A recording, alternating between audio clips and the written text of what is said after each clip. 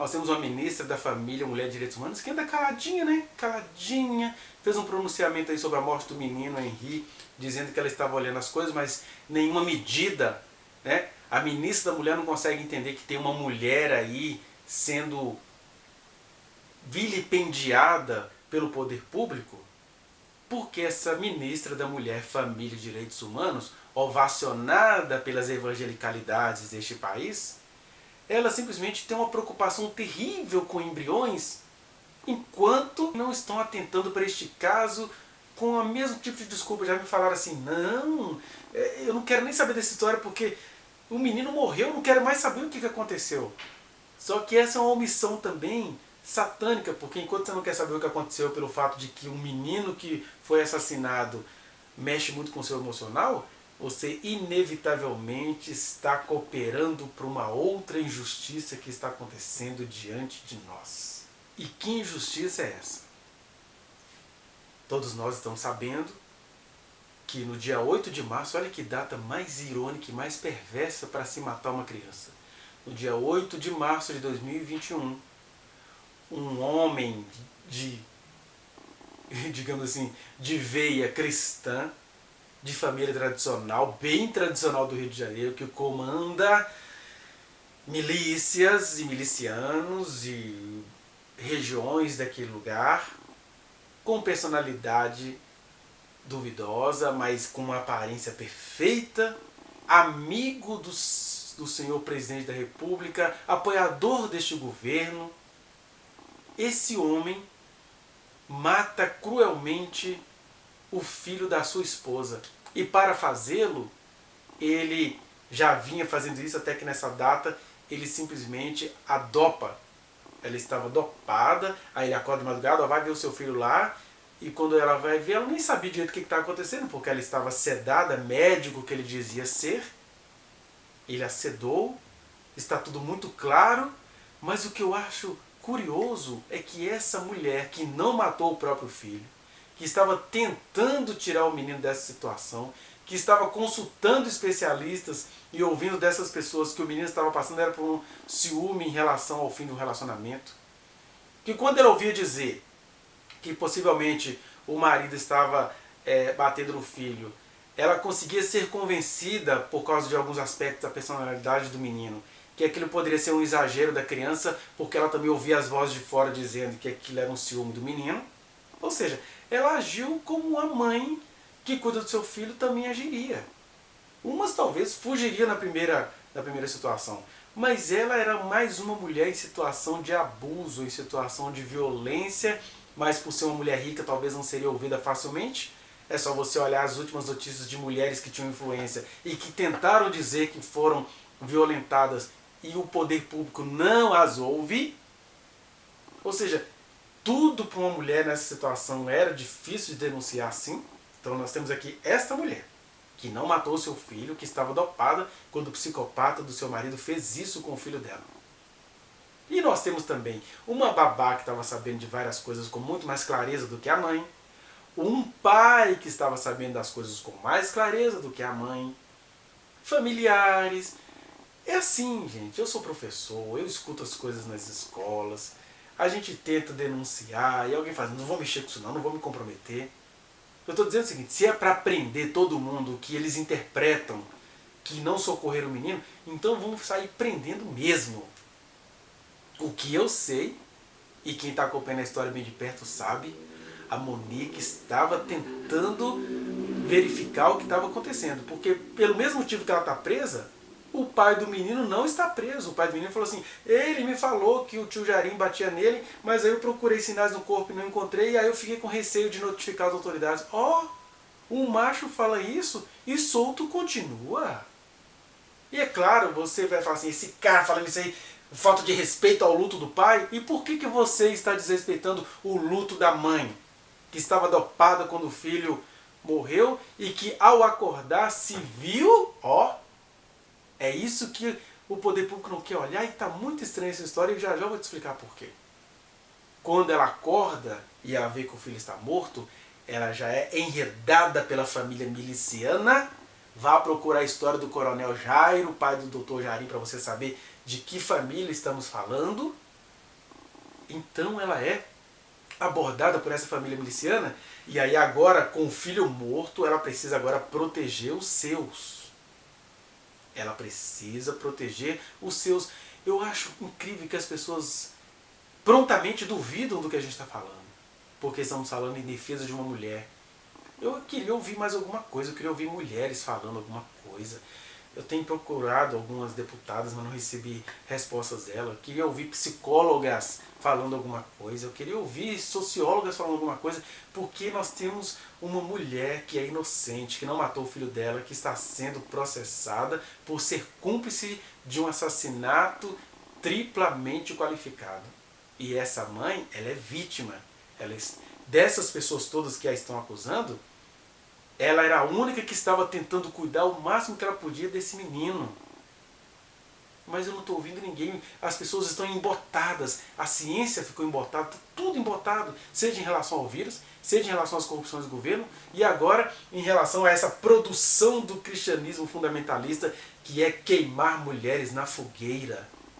É isso que está me deixando indignado. A gente não precisa nem provar se Monique é inocente ou não. Com certeza ela não matou esse filho dela e nem ajudou o cara a matar. Essa é a verdade.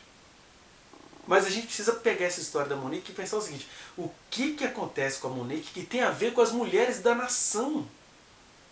Ela é um símbolo nesse sentido. E a gente precisa pensar, a gente precisa produzir conhecimento em cima disso e de alguma maneira criar esse movimento para que ela seja ouvida com a dignidade com a qual ela precisa. Ah, porque ela mentiu no começo.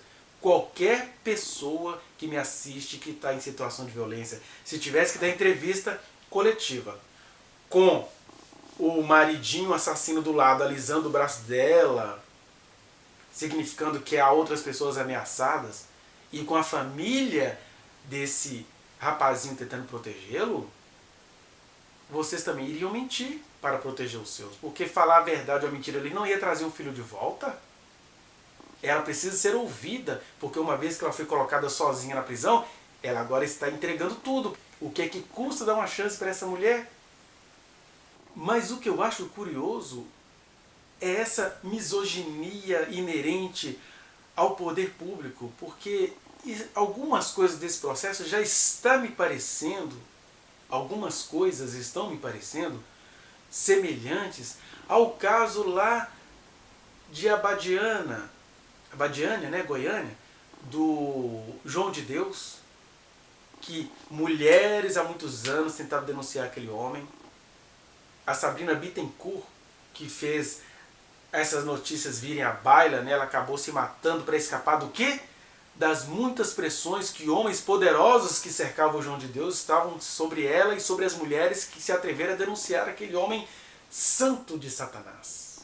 E aí, quando se foi descobrir, delegados preferiam não ouvir as vítimas porque eram delegados que tinham a faculdade feita, bancadas pelo João de Deus, e por aí vai. Estamos falando de gente influente. E aí o poder público precisa prestar atenção, a menos que no poder público tenha alguém mancomunado com a família do Dr. Jairinho, né? Porque o poder público precisa prestar atenção. O feito da família foi ter colocado a Monique ali porque as atenções se voltam todas contra essa mãe supostamente mau caráter, supostamente que não estava ligando para o filho. As imagens são todas desmentidas pelos advogados, as provas estão ali, mas o poder público não quer enxergar. O delegado não quis, entregou a Monique para a fogueira. Eu achei muito estranho de verdade a atitude desse delegado, né? Porque ele poderia, sendo um homem justo que ele estava querendo ser, ouvir a Monique, sim. Uma vez que ela saiu de debaixo do guarda-chuva dos milicianos do coronel Jairinho, tá? Alusão ao miliciano que está no Planalto. Jairinho. Então, gente, que potestade é essa? E a gente precisa entender que quando a gente se omite diante de uma misoginia, desse ódio contra a mulher, que vem na esteira de um luto que a gente tem em relação a uma criança que foi assassinada, o pequeno Henri, eu tenho que ficar todo quebrado por esse assassinato absurdo. Mas eu não posso deixar que esse meu sentimento de indignação e de impotência me faça culpabilizar uma mulher que não fez isso contra o próprio filho. De maneira que tentar compreender o que está acontecendo com essa mulher que vai ser queimada pela fogueira do conservadorismo é tentar entender a necessidade que temos de que as mulheres sejam contempladas, que elas sejam ouvidas, que elas sejam levadas a sério, que até a mentira delas num contexto milenar e nacional de milícia misturada com machismo e religiosidade cristã não processada por Jesus, porque o cristianismo de Jesus, a cristandade que Jesus queria nos legar, era outra. É a cristandade que não ficava presa à aparência. Ah, a mulher foi pega em flagrante adultério. Ah, ela foi pega em flagrante adultério. Isso indica que alguém arrumou um flagrante para dizer que ela estava em flagrante adultério. Cadê o macho? Mulher, eu não te condeno, vai-te em paz. Porque fizeram flagrante para pegar Jesus. Ou se pegaram no flagrante, né? Esconder o macho. Então eu estou dizendo que a Monique não tem que ser julgada? Ela tem que ser julgada de acordo com as questões lá que não tem nada a ver com assassinato. E eu te convido a pensar, gente, nós precisamos exercer a misericórdia no meio dessa dor, no meio desse escândalo, no meio dessa raiva desse governo do anticristo que prospera.